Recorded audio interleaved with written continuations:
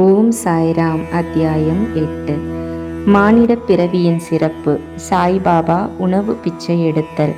பாயாஜாபாயின் சேவை. சாய்பாபாவின் படுக்கை. குஷால் சந்திடம் அவருக்கு உள்ள பிரேமை.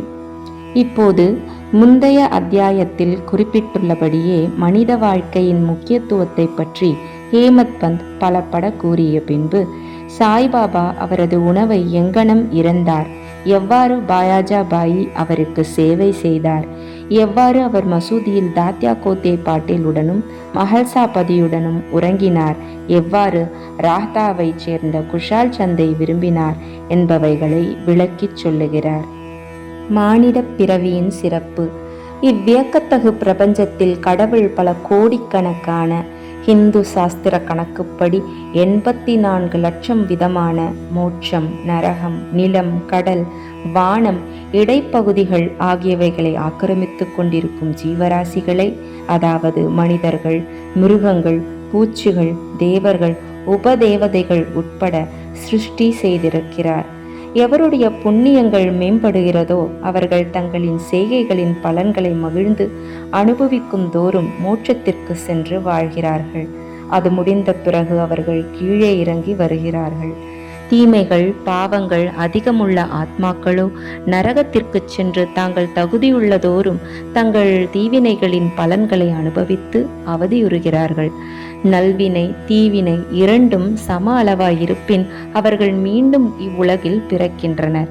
தங்களது சுயமான முக்திக்கு உழைக்கும் முயற்சிக்கு மீண்டும் ஒரு வாய்ப்பு தரப்படுகிறார்கள். முடிவாக தமது நல்வினை, தீவினை இரண்டுமே முழுமையாக அகற்றப்படும் போது அவர்கள் சுதந்திரமடைந்து விடுவிக்கப்பட்டவர்களாகிறார்கள். ரத்தினச் சுருக்கமாக உரைத்தால், அவரவர்களின் செய்கைகளுக்கும் நுண்ணறிவு, மனப்பண்பாட்டிற்கும் ஏற்ப பிறவிகளை பெறுகிறார்கள். மானிட உடம்பின் தனிச்சிறப்பு. நாம் அனைவரும் அறிந்தபடியாக சர்வ ஜீவராசிகளுக்கும் 4 விஷயங்கள் பொதுவானதாகும்.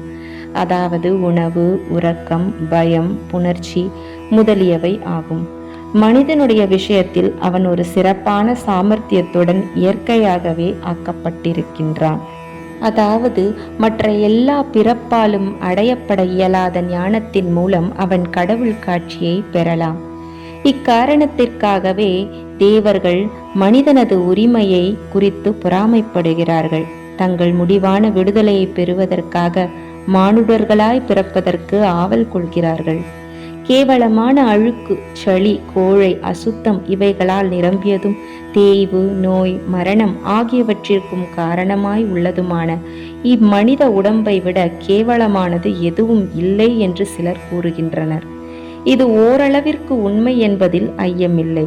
இவ்வாறான குற்றங்குறைகள் இருப்பினும் இம்மனித உடம்பின் சிறப்பான மதிப்பு யாதெனில் ஞானத்தை அடைய மனிதனுக்கு ஆற்றல் இருக்கிறது என்பதேயாகும். மனித உடம்பினால் மட்டுமே அல்லது அதன் பொருட்டே அழியக்கூடிய நிலையில்லாத உடம்பின் தன்மையை பற்றியும் இவ்வுலகத்தை பற்றியும் புலன் இன்பங்களின் மீது வெறுப்பையும் நித்திய அனித்திய வஸ்துக்களை பகுத்தறியும் விவேகத்தையும் இங்கனமாக அதன் மூலம் கடவுள் காட்சியையும் ஒருவன் எய்த இயல்கிறது. அதன் அசுத்த தன்மைக்காக நாம் உடம்பை புறக்கணித்தோமானால் கடவுள் காட்சியை பெறும் வாய்ப்பை இழக்கிறோம். அதையே சீராட்டி புலன் இன்பங்களின் பின்னால் ஓடுவோமானால் அது விலை மதிப்பற்றதாகையால் நாம் நரகிடை வீழ்வோம். எனவே நாம் பின்பற்ற வேண்டிய ஒழுங்கான நெறிமுறையானது பின்வருமாறு. உடம்பை புறக்கணிக்கவோ விரும்பி செல்லமாக பராமரிக்கவோ கூடாது. ஆனால் முறையாக பராமரிக்க வேண்டும். குதிரையில் சவாரி செய்யும் ஓர் வழிப்பயணி தான் போகும் இடத்தை அடைந்து வீடு திரும்பும் வரைக்கும் தனது குதிரையை எவ்வாறு பராமரிக்கின்றானோ அதை ஒப்ப இவ்வுடம்பை பராமரிக்க வேண்டும். இவ்வுடம்பு இவ்விதமாக எப்போதும் வாழ்க்கையின் உச்ச உயர் நோக்கமான கடவுள் காட்சி அல்லது ஆத்மானுபூதியை அடையவே உபயோகப்படுத்தப்பட வேண்டும். பல்வேறு ஜீவராசிகளையும் கடவுள் படைத்தார். எனினும் அவைகளில் எதுவும் அவர்தம் வேலையை அறிந்து பாராட்ட இயலாததால் அவர் திருப்தி அடையவில்லை. எனவே அவர் ஒரு சிறப்பான சாமர்த்தியமுள்ள ஜந்துவாக மனிதனை படைக்க வேண்டியதாயிற்று. ஞானம் என்னும் சிறந்த வரத்தையும் அளித்தார். அவரின் லீலையையும் அற்புதமான வேலையையும் சாதுரியத்தையும் மனிதன் பாராட்ட இயன்றபோது அவர் பெரிதும் மகிழ்ந்து திருப்தி அடைந்தார். இம்மானிட தேகம் எடுத்தது உண்மையிலேயே நல்ல அதிர்ஷ்டமாகும். அந்தணர் குலத்தில் உதிப்பது அதை காட்டிலும் நற்பேருடையது. அதை காட்டிலும் மிகச் சிறப்பான அதிர்ஷ்டமானது சாய்பாபாவின் பாதங்களில் தஞ்சமடைந்து சரணாகதி அடையும் வாய்ப்பை பெற்றதே ஆகும். மனிதனின் முயற்சி. மனித வாழ்க்கை எவ்வளவு அருமையானதென்று உணர்ந்து மரணம் உறுதி என்று அறிந்து அது எத்தருணத்திலும் நம்மை பற்றும் என்று அறிந்து நமது வாழ்க்கையின் குறிக்கோளை எய்த நாம் எப்போதும் விழிப்பாய் இருக்க வேண்டும். சிறிதளவும் காலம் தாழ்த்தக்கூடாது. ஆகையால் நமது குறிக்கோளை அடைய கூடியவரை விரைவாக செயல்பட வேண்டும். அதாவது மனைவியை இழந்தவன் மறுமணம் புரிந்து கொள்ள கொண்டுள்ள மிகுதியான அக்கறையை போன்றும் காணாமற் போன தன் மகனை அரசன் சல்லடை போட்டு தேடுவதை போன்றும் இருக்க வேண்டும். எனவே நமது இலக்கை எய்த நம்மிடத்தில் உள்ள முழு ஊக்கத்துடனும் வேகத்துடனும் நாம் பாடுபட வேண்டும். அதாவது தன்னை உணர்தல், நமது சோம்பேறித்தனத்தை அகற்றிவிட்டு தூக்கத்தை களைந்து அல்லும் பகலும் ஆத்ம தியானம் செய்தல் வேண்டும். இதை செய்ய நாம் தவறுவோமானால் நம்மை நாமே மிருக நிலைக்கு தாழ்த்தி கொண்டவர்களாவோம். எவ்வாறு செல்வது? கடவுள் காட்சியை தாமே எய்திய தகைமை உள்ள ஞானி, முனிவர் அல்லது சத்குரு ஆகிய இவர்களை அணுகுவதே நமது குறிக்கோளை அடைய மிகச்சிறந்த பயன் அளிக்கக்கூடியதும் துரிதமுமான வழியாகும். மத பிரசங்கங்களை கேட்டும் மத நூல்களை கற்றும் அடைய முடியாதவைகளை அம்மதிப்பு மிக்க ஆத்மாக்களின் கூட்டுறவால் பெறலாம். சூரியன் மட்டுமே கொடுக்கும் ஒளியை மற்றெல்லா நட்சத்திரங்களும் சேர்ந்தாலும் கொடுக்க இயலாததை போன்றே புனித நூல்கள் அனைத்தும் மத பிரசங்கங்கள் அனைத்தும் சேர்ந்து கொடுக்க இயலாத ஆத்ம விவேகத்தை சத்குரு நமக்கு அளிக்கிறார். அவரின் அசைவுகளும் சாதாரண பேச்சும் நமக்கு மௌன உபதேசத்தை நல்குகிறது. மன்னித்தல், அடக்கமுடைமை, அவாவின்மை, தர்மம், உதாரகுணம், மனம், மெய் இவற்றின் கட்டுப்பாடு, அகங்காரமற்ற தன்மை முதலிய நற்பண்புகளெல்லாம் அத்தகைய தூய புனிதமான கூட்டுறவால் பரீட்சிக்கப்பட்டு அடியவர்களால் அனுசரிக்கப்படுகின்றன. இது அவர்களது மனதை ஒளிப்படுத்தி ஞானத்தை நல்கி தன்னை உணரச் செய்கிறது. சாய்பாபா அத்தகைய முன்னேற்றத்தை அருளும் ஞானி அல்லது சத்குரு ஆவார். பக்கிரியை போன்று அவர் நடித்தாலும் எப்போதும் ஆத்மாவிலேயே முற்றிலும் தன்வயப்பட்டிருந்தார். கடவுள் அல்லது தெய்வத்தன்மையை சர்வ ஜீவராசிகளுக்குள்ளும் கண்டு அவைகளை அவர் எப்போதும் அன்பு செய்தார். இன்பங்களால் அவர் உயரவும் இல்லை, துரதிருஷ்டங்களால் தாழ்ச்சியுறவும் இல்லை.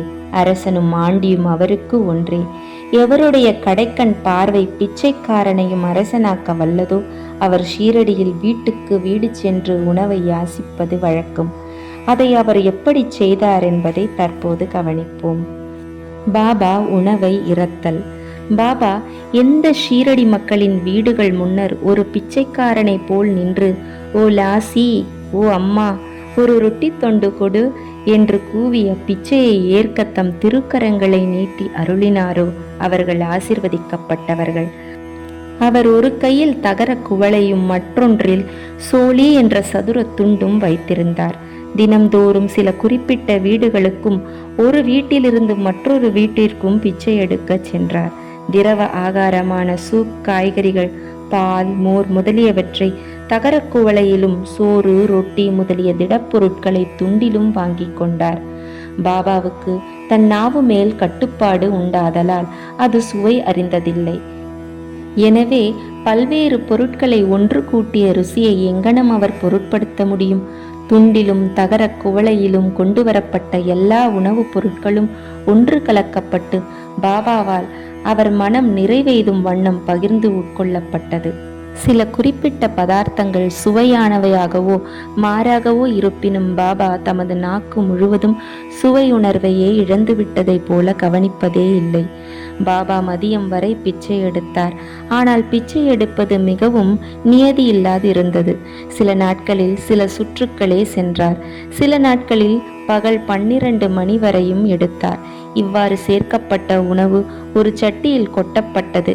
நாய்களும் காக்கைகளும் பூனைகளும் அதிலிருந்து தாராளமாக சாப்பிட்டன. பாபா அவைகளை விரட்டியதே இல்லை. மசூதியை பெருக்கிய பெண்மணி 10 அல்லது 12 ரொட்டி துண்டுகளை தன் வீட்டிற்கு எடுத்துச் சென்றார்.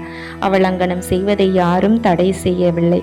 கனவில் கூட பூனைகளையும் நாய்களையும் கடுஞ்சொற்களாலோ ஜாடைகளாலோ விரட்டி அறியாத அவர் எங்கனம் ஏழ்மையான திக்கற்ற மக்களுக்கு உணவை மறுக்க இயலும்? அத்தகைய உயர் குணமுடையவரின் வாழ்க்கை உண்மையிலேயே ஆசிகள் நிரம்ப பெற்றதாகும். ஷீரடி மக்கள் அவரை ஆரம்ப காலத்தில் ஒரு கேன பக்கிரியாக கருதினார். இப்பெயராலேயே அவர் அறியப்பட்டார். இறந்த பிச்சையான சில ரொட்டி துண்டுகளை உண்டு வாழ்ந்த அவர் எங்கன மதிக்கப்பட்டு மரியாதை செய்யப்பட முடியும்? ஆனால் இந்த பக்கிரியோ உள்ளத்திலும் கையிலும் மிகவும் தாராளமானவராகவும் அவாவற்றவராகவும் தர்ம சிந்தனையுடையவராகவும் இருந்தார். ஸ்திரமில்லாதவராயும் இருப்பு கொள்ளாதவராயும் புறத்தில் தோன்றினாலும் அகத்தில் உறுதியுள்ளவராயும் நிதானம் உள்ளவராயும் இருந்தார். அவருடைய வழியோ அறிவு கெட்டாதது. எனினும் அச்சிறு கிராமத்தில் கூட அன்பும் ஆசிர்வாதமும் உள்ள சிலர் பாபாவை பரமாத்மா என்றே உணர்ந்து மதித்தனர். அப்படிப்பட்ட ஒரு நிகழ்ச்சி கீழே தரப்பட்டுள்ளது. பாயாஜா பாயின் உன்னத சேவை.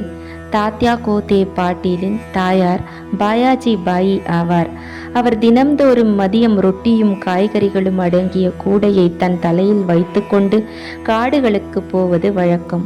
புதர் பூண்டுகளில் பல மைல் கணக்கில் அவ்வம்மையார் அலைந்து திரிந்து கேனப்பக்கிரியை கண்டுபிடித்து அவர் பாதத்தில் வீழ்ந்து அடக்கமாகவும் அசைவில்லாமலும் தியானத்தில் அமர்ந்திருக்கும் அவர் முன்னர் இலையை விரித்து ரொட்டி காய்கறிகள் மற்ற உணவுப் பொருட்கள் முதலியவற்றை அதன் மேல் வைத்து அவரை பலவந்தமாக உண்பித்தார். பாயாஜாபாயின் நம்பிக்கையும் சேவையும் வியக்கத்தக்கதாகும். ஒவ்வொரு நாளும் அவர் காட்டில் மதிய வேளைகளில் அலைந்து திரிந்து உணவை உண்ணும்படி பாபாவை வற்புறுத்தினார். அவருடைய சேவை உபாசனை தவம் என்று எவ்வித பெயரிட்டு அதை நாம் அழைத்தாலும் இறுதி மூச்சு வரையிலும் பாபா அதனை மறக்கவில்லை. அவர் செய்த சேவையை முழுமையும் ஞாபகத்தில் கொண்ட பாபா அவரது மகனுக்கு அபாரமான அளவிற்கு உதவி செய்தார். தாய்க்கும் மகனுக்கும் அவர்களது கடவுளான பக்கிரியின் மீது பெருமளவிற்கு நம்பிக்கை இருந்தது. பாபா அவர்களிடம் அடிக்கடி ஆண்டித்தனமே உண்மையான பிரபுத்தன்மையாகும், ஏனெனில் அது எப்போதும் நிலைத்திருக்கிறது. புகழ்பெற்ற பிரபுத்தன்மையெல்லாம் செல்வமெல்லாம் நிலையற்றவை என்று கூறுவார். சில ஆண்டுகளுக்கு பின்னால் பாபா காட்டுக்கு போவதை விட்டுவிட்டு கிராமத்தில் வசிக்கத் தொடங்கினார். தமது உணவை மசூதியிலேயே உட்கொள்ளத் தொடங்கினார். அதிலிருந்து பாயாஜபாயின் காடுகளில் சுற்றி அலையும் தொந்தரவுகள் முற்று பெற்றன. மூவரின் படுக்கையிடம். எவர்களின் உள்ளத்தில் வாசுதேவர் உரைகின்றாரோ அந்த ஞானிகள் எப்போதும் ஆசிர்வதிக்கப்பட்டவர்கள். அத்தகைய ஞானிகளின் கூட்டுறவை பெறும் அதிர்ஷ்டமுடைய பக்தர்கள் ஆசிர்வதிக்கப்பட்டவர்கள். தாத்யா கோதே பாட்டில் பகத் மஹல்சாபதி என்ற அத்தகையதான இரு அதிர்ஷ்டசாலிகள் சாய்பாபாவின் கூட்டுறவை சமமாக பங்கிட்டு கொண்டனர். பாபாவும் அவர்கள் இருவரையும் சமமாக நேசித்தார். இம்மூவரும் தங்கள் தலைகள் கிழக்கு மேற்கு வடக்கு நோக்கி இருக்கும்படியும் தங்கள் கால்கள் எல்லாம் சந்திக்கும்படியும் மசூதியில் தூங்கினார்.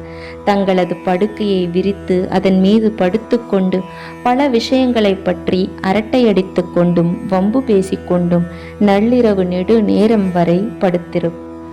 அவர்களுக்குள் யாருக்காவது தூக்க அடையாளம் தென்பட்டால் மற்றவர்கள் அவரை எழுப்பிவிட வேண்டும். உதாரணமாக, தாத்யா குரட்டை விடத் தொடங்கினால் பாபா உடனே எழுந்திருந்து பக்கவாட்டில் அவரை அசைத்து தலையை அழுத்தியும், மஹல்சாபதி அவ்வாறு தூங்கினால் அவரை நெருங்கி கட்டி அணைத்தும் அவரது முதுகை பிடித்து விட்டும் கால்களை உதைத்தும் எழுப்பிவிடுவார்.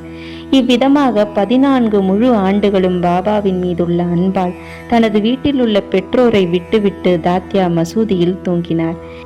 எத்துணை மகிழ்ச்சியும் மறக்க இயலாததுமான அத்தகைய நாட்கள்! அவ்வன்பை எவ்வாறு அளப்பது? பாபாவின் ஆசியை எங்கனம் மதிப்பிடுவது? தனது தந்தை காலமானதும் தாத்யா குடும்ப பொறுப்பை ஏற்றார். பின்பு தமது வீட்டிலேயே தூங்க ஆரம்பித்தார். ராஹத்தாவைச் சேர்ந்த குஷால் சந்த். ஷீரடியைச் சேர்ந்த கண்பத் கோதே பாட்டீலை பாபா விரும்பினார். அதற்கு சமமாக ராஹத்தாவைச் சேர்ந்த சந்திரபன் சேட் மார்வாடியையும் விரும்பினார். இந்த சேட் காலமான பின்பு அவர் சகோதரர் புத்திரனான குஷால் சந்தை அதற்கு சமமாக அல்லது அதற்கு அதிகமாகவே கூட அன்பு செலுத்தி அல்லும் பகலும் அவர் நலத்தில் கண்ணாய் இருந்தார். சில சமயங்களில் மாட்டு வண்டியிலோ அல்லது குதிரை வண்டியிலோ நண்பர்களுடன் பாபா ராஹ்தாவிற்கு செல்வார். அக்கிராமத்து மக்கள் பேண்டு வாத்திய இசையுடன் வந்து கிராமத்தின் நுழைவாயிலில் பாபாவை வரவேற்று அவர் முன்னால் வீழ்ந்து வணங்குவார்கள். பெரும் வியப்பொலியுடனும் விழாக்கோலத்துடனும் அவர் கிராமத்திற்குள் அழைத்துச் செல்லப்படுவார். குஷால் சந்த் அவரை தன் வீட்டுக்கு அழைத்துச் சென்று வசதியாக ஆசனத்தில் அமர்த்தி நல்ல உணவளிப்பார். பின்னர் அவர்கள் சரளமாகவும் மகிழ்ச்சியுடனும் சிறிது நேரம் உரையாடிய பின் அனைவருக்கும் மகிழ்ச்சியையும் ஆசியையும் நல்கிவிட்டு பாபா ஷீரடிக்கு திரும்புவார். தெற்கே ராஹத்தாவுக்கும் வடக்கே நீம்காவானுக்கும் இடையே சரியான மையப்பகுதியில் ஷீரடி அமைந்துள்ளது. இந்த இடங்களுக்கு அப்பால் பாபா தமது வாழ்நாளில் சென்றதே இல்லை. அவர் எவ்வித ரயில் வண்டியையும் பார்த்ததோ பிரயாணம் செய்ததோ கிடையாது. எனினும் எல்லா வண்டிகள் வரும் புறப்படும் நேரங்கள் எல்லாம் மிகச் சரியாகவே பாபாவுக்கு தெரியும். தாங்கள் பாபாவிடம் விடை பெற்று கொண்ட போது அவரின் அறிவுரைகளின்படி நடந்தவர்கள் நன்மை அடைந்தனர். அதை மதிக்காதவர்கள் பலவித துர்ச்சம்பவங்களுக்கும் விபத்திற்கும் உள்ளானார்கள். இதை பற்றியும் இன்னும் பல நிகழ்ச்சிகள் குறித்தும் அடுத்த அத்தியாயத்தில் காண்போம். குறிப்பு: இவ்வத்தியாயத்தின் முடிவில் கொடுக்கப்பட்ட நிகழ்ச்சி குஷால் சந்த் மீது பாபா செலுத்திய அன்பையும், அவர் ஒரு நாள் மாலை காக்கா சாஹேப் தீக்ஷித்தை ராஹத்தாவுக்கு சென்று குஷால் சந்தை அழைத்து வரும்படி கூறியதும், அத்தருணத்திலேயே குஷால் சந்தின் மதிய தூக்கத்தில் கனவில் தோன்றி ஷீரடிக்கு வரும்படி பாபா கூறியதும் இங்கு விவரிக்கப்படவில்லை. காரணம், பின்வரும் 30ஆம் அத்தியாயத்தில் அது விவரிக்கப்பட்டிருக்கின்றது. ஸ்ரீ சாயியை பணிக. அனைவருக்கும் சாந்தி நிலவட்டும். ஜெய் ஜெய் சாய்ராம்.